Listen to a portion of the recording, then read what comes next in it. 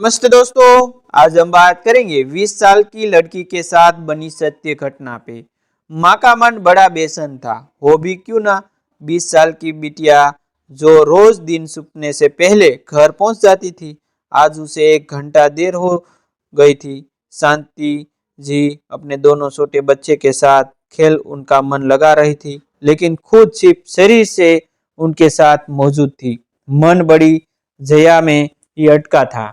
बात उन दिनों की है जब देर सवेर हो जाने पर मोबाइल की सेवा उपलब्ध नहीं थी। किसी किसी के घर लैंडलाइन हुआ करते थे। एकदम से सूचित करना संभव न था। वो बार बार अनिष्ट की आशंका से दोनों बच्चों को छोड़ बाहर जा आती। दिल जोरों से धड़क रहा था। कहते ना बुरे ख्याल जल्दी अपना डेरा बसा लेते हैं। बस ऐसा ही कुछ शांति जी के साथ हो रहा था। दोनों छोटे भी बहुत छोटे न थे। एक बड़ी से 4 साल छोटी तो तीसरा 60 साल। लेकिन एक नौकरी पेशा माँ जिसके बच्चे सारे दिन अकेला रह बड़ों सा जीवन जीते हैं, वो शाम को बच्चों का हर काम खुद कर उनका बचपन लौटाना चाहती है। बेटा, दीदी ने पढ़ने जाने से पहले कुछ कहा था क्या कि जाने में देर हो जाएगी? नहीं माँ, कल आपने डांटा था ना कि हर हाल में इसी कंपटीशन में निकलना ही है और मेहनत करो। मुझे तो लगता है आज वो एडमिशन लेकर ही आएंगी, कह जोर जोर से हंसने लगी। शर्म नहीं आती? मैं घबराई हूँ और तुझे मजाक सूझ रहा है? जा जाएगी ना माँ? ये तो रोज की बात है। वो जब तक नहीं आ जाती आप ऐसे ही चिंता करती हो। बच्ची थोड़े ही है, लेकिन माँ का मन कहाँ शांत होने वाला था। जाकर देख आऊं? नहीं नहीं, कहीं सोचोगी? मुझ पर विश्वास नहीं, कैसे समझाओगी? माँ अपने बच्चे की आहट में उसकी गतिविधि का अनुमान लगा लेती है। डर तो उस गली का है जहाँ से गुजर तुझे आना है। वो सकड़ी सी गली जिसके दोनों तरफ दीवारें हैं। एक दीवार में सरकारी ऑफिस के पिछले हिस्से के 2 खिड़कियां खुलती है, जो कि ऑफिस का समय पूरे होने के साथ 5 बजे बंद हो जाती है। दूसरी तरफ किसी की जमीन का टुकड़ा है जिसके चारों तरफ दीवार बनी है और उन दोनों के बीच में वो पतली सी लंबी गली जहां से बहुत कम लोगों की आवा आवाज ही है। कल ही तो कह रही थी कि मम्मी वो खाली जमीन है ना, उसकी दीवार जहां मैं पढ़ने जाती हूँ उनके सामने से पूरी खुली है। वैसे है तो डर की कोई बात नहीं, पर आजकल बिल्कुल कोने में मतलब गली के बीचों बीच लोगों ने शॉर्टकट के कारण दीवारें तोड़ रास्ता बना लिया है। तब से वो गली थोड़ी और डरावनी लगने लगी है। मैं तुझे लेने आ जाया करूंगी। नहीं अम्मा, आप मारे सारे दिन की थकी शाम को तो घर पहुंचती हो, फिर मुझे लेने आना? नहीं नहीं, मैं दीदी को कह देती हूँ। जब तक मैं गली पार कर आपको बाई न कर दूँ, वही कोने में खड़ी रहना। वो बेचारी रोज खड़ी रहती है, आप चिंता मत क्या करो। लेकिन सच तो ये है कि माँ वो गली है बहुत खतरनाक। शांति जी को रह रह कर बुरे विचार आ रहे थे। कल ही कहा था पढ़ते ही निकल जा आया कर, गप्पे मत मारा कर, जब तक न आए जान पर बनी रहती है। बेटा बहुत देर से माँ को बबड़ाता सुन रहा था। क्या यार मम्मा, कितना डरती हो कि दी को इतना कमजोर समझती हो। मुझे भी जाने नहीं दोगी कि उसे लगेगा कि उसकी तहकीका करने भेजा है। एक निर्णय पर तो रहो। दोनों बच्चों ने माँ का मन बहलाने के लिए उन्हें बातों में लगा लिया। दोनों छोटे बच्चों की बात पर माँ को भी विश्वास था। मेरी परवरिश इतनी कमजोर नहीं कि बेटियां भटक जाए या कोई अनिष्ट उसके साथ हो पाए।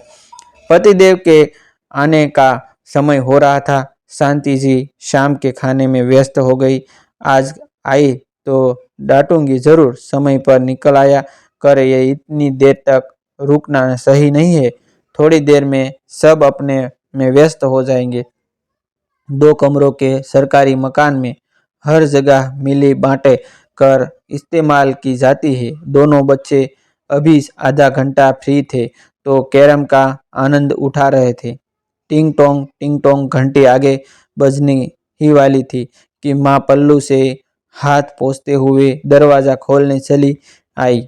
कितनी देर कर दी, हजार बार समझाया। माँ की बात पूरी हो उससे पहले जया दूसरे कमरे में भाग गई और किताबें पटक बिस्तर पर जा बैठी। सांस जोर जोर से चल रही थी, गला रूंधा हुआ था, माथे का पसीना किसी संघर्ष की कहानी कह रहा था। क्या हुआ? कुछ बोल, बोलती क्यों नहीं? कहाँ रह गई थी? गलती में किसी को खड़ा किया था? क्या बात है? घबरा क्यों नहीं रही है? माँ कह रहे रोते हुए लिपट गई। शांति जी इतना घबराई हुई थी कि उसके हाथों को छुड़वाते हुए बोली, क्या हुआ? अरे कुछ तो बोल। अम्मा वो गलती में लड़का। क्या हुआ गलती में? कौन लड़का? घबराई हुई जया के मुंह से शब्द नहीं निकल रहे थे और शांति जी उसके बोलने से पहले तमाम प्रश्न आगे से आगे रखती क्यों नहीं? माँ का कलेजा है, बेटी को इस हालत में देख चुप कैसे रहती? माँ उस गली में वो आदमी मुझे पकड़ा, मैं नीचे गिरी। माँ ने उसे तेजी से खुद से दूर कर अजीब से हाव भाव से प्रश्न किया, कुछ किया तो नहीं उसने तेरे साथ? क्या हुआ? क्या हुआ? कौन था? माँ के प्रश्नों को सुन जिया ने जोर जोर से रोना शुरू कर दिया। क्या क्या जया, क्या क्या? कुछ बता, क्यों रो रही हो? क्या क्या उसने तेरे साथ? ए? क्या क्या उसने तेरे साथ? अब जिया का मन जो अभी तक माँ की पनाह चाहता था वो जोर से माँ को सिटक कर बोली, आप भी औरों की तरह हो? नहीं माँ, मेरी माँ तो बहुत सुलझी हुई थी। कह रही हो चिंता हो रही थी। कैसी चिंता? जब मेरी तकलीफ एक बार भी नहीं पूछी। सोचा था आपसे लिपट सारी तकलीफ दूर हो जाएगी, लेकिन आप भी तो इस दकियानी सी समाज का हिस्सा हो जहाँ बेटी के अंत मन को पढ़ने से पहले कुछ हुआ तो नहीं? किसने किया? कौन था? जैसे प्रश्नों की जड़ी लगा जाती है। तो सुनो, सुआ था उसने मुझे, वो जो खाली जमीन का दरवाजा है वहां से कूद कर आया था। कौन था? नहीं जानती। मेरे साथ हाथ में 4 किताबें थी। उसने मुझे पीछे से पकड़ा। मिट्टी के कारण उसका बैलेंस बिगड़ गया।